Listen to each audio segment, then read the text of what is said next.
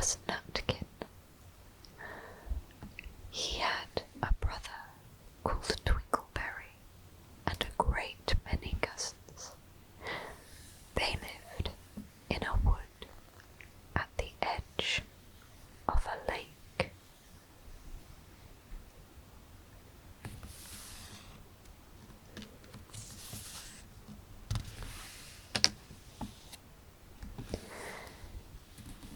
In the middle of the lake there is an island covered with trees and nut bushes, and amongst those trees stands a hollow oak tree, which is the house of an owl who is called Old Brown.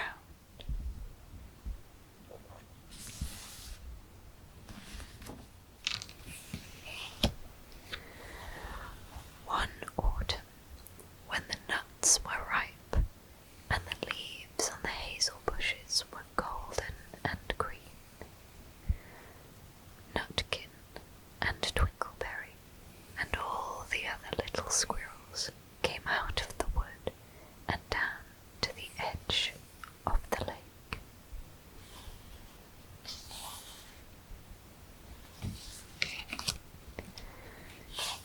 They made little rafts out of twigs, and they paddled away over the water to Owl Island to gather nuts. Each squirrel had a little sack and a large oar, and spread out his tail for a sail.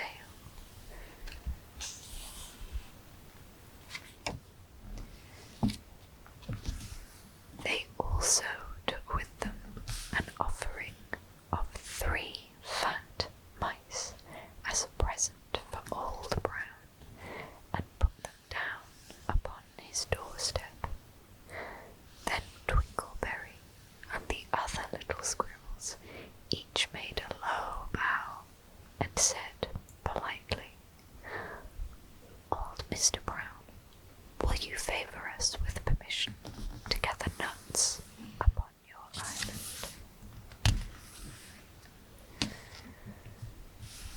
But Nutkin was excessively impertinent in his manners.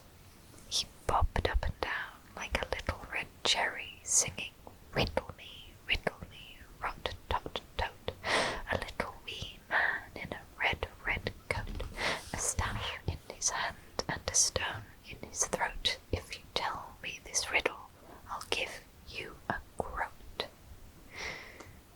Now this riddle is as old as the hills. Mr. Brown paid no attention whatever to Nutkin. He shut his eyes obstinately and went to sleep.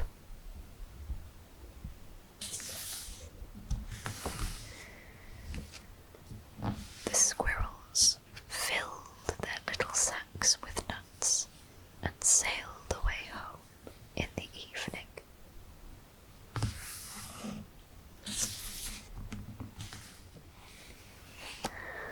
But next morning they all came back again to Owl Island, and Twinkleberry and the others brought a fine fat mole and laid it on the stone in front of Old Brown's doorway, and said, "Mr. Brown, will you favour us with your gracious permission to gather some more nuts?"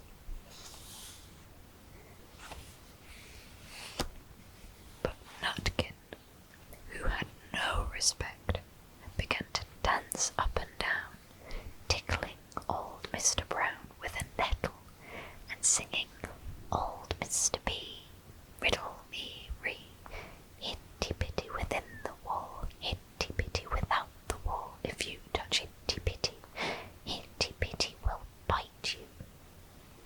Mr. Brown woke up suddenly and carried them all into his house.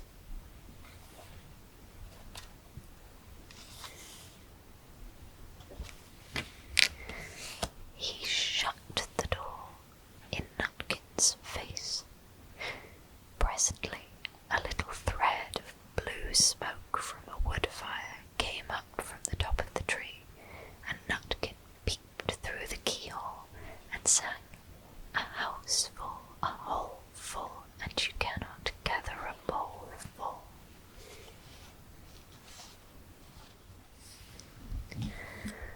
The squirrels searched for nuts all over the island and filled their little sacks, but Nutkin gathered oak apples, yellow and scarlet, and sat upon a beech stump playing marbles and watching the door of old Mr. Brown.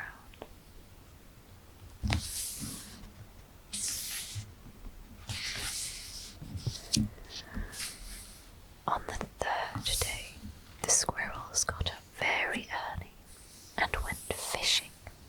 They caught 7 fat minnows as a present for Old Brown. They paddled over the lake and landed under a crooked chestnut tree on Owl Island. Twinkleberry and 6 other little squirrels each carried a fat minnow, but Nutkin, who had no nice manners, brought no present at all. He ran in front singing, "The man in the wilderness said to me, 'How many strawberries grow in the sea?' I answered him as I thought good, 'As many red herrings as grow in the wood.'" But old Mr. Brown took no interest in riddles, not even when the answer was provided for him.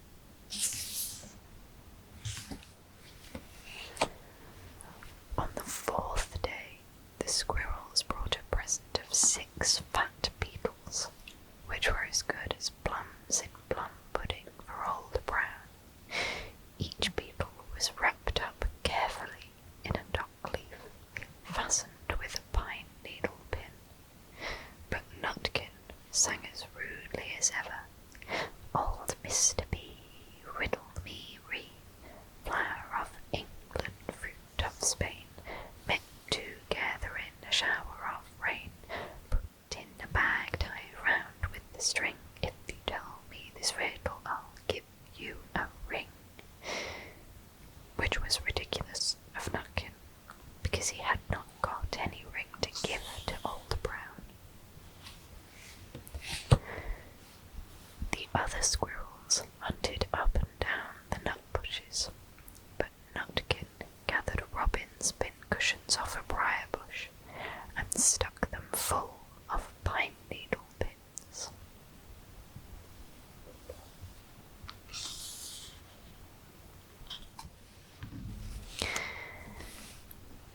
On the 5th day, the squirrels brought a present of wild honey.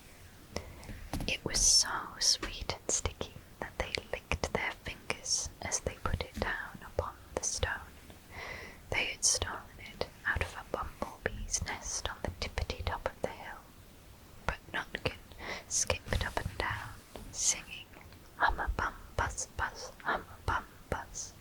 As I went over Tippletine, I met a flock of barley swine, some yellow-nacked and some yellow-backed. They were the very bonniest swine that e'er went over Tippletine."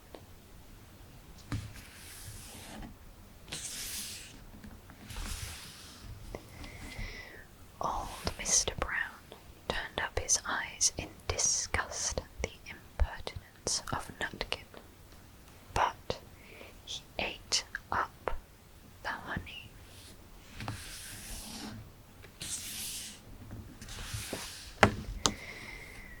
The squirrels filled their little sacks with nuts, but Nutkin sat upon a big flat rock and played ninepins with a crab apple and green fir cones.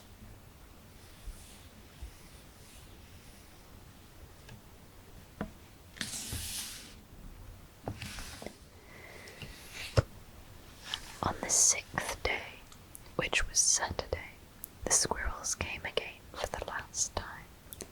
They brought a new-laid egg in a little rush basket as a last parting present for Old Brown, but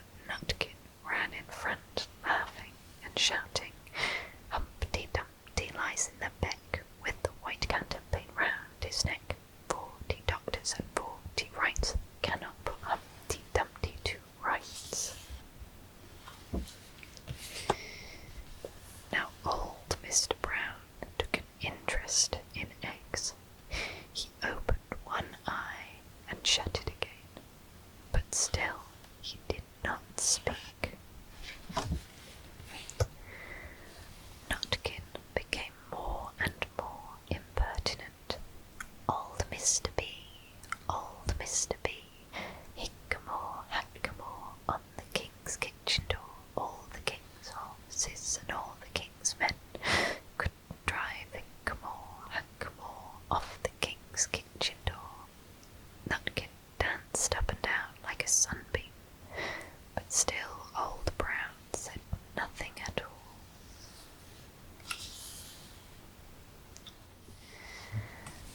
Nutkin began again. Arthur O'Bower has broken his band. He comes roaring up the land. The King of Scots with all his power cannot turn Arthur off the bower. Nutkin made a whirring noise to sound like the wind, and he took a running jump right onto the head of Old Brown. Then all at once there was a flutterment and a scufflement and a loud squeak. The other squirrels scuttered away into the bushes.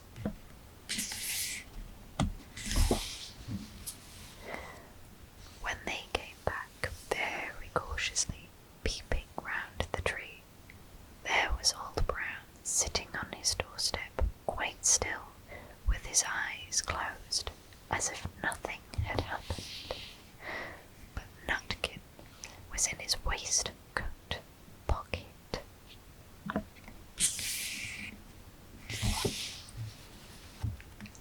This looks like the end of the story, but it isn't.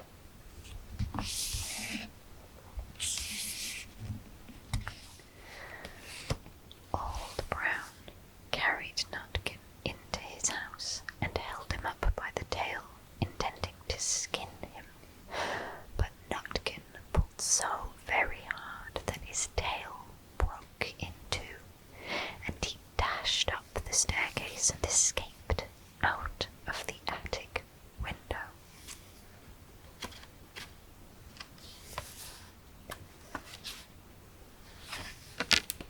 And to this day, if you meet Nutkin up a tree and ask him a riddle, he will throw sticks at you and stamp his feet and scold and shout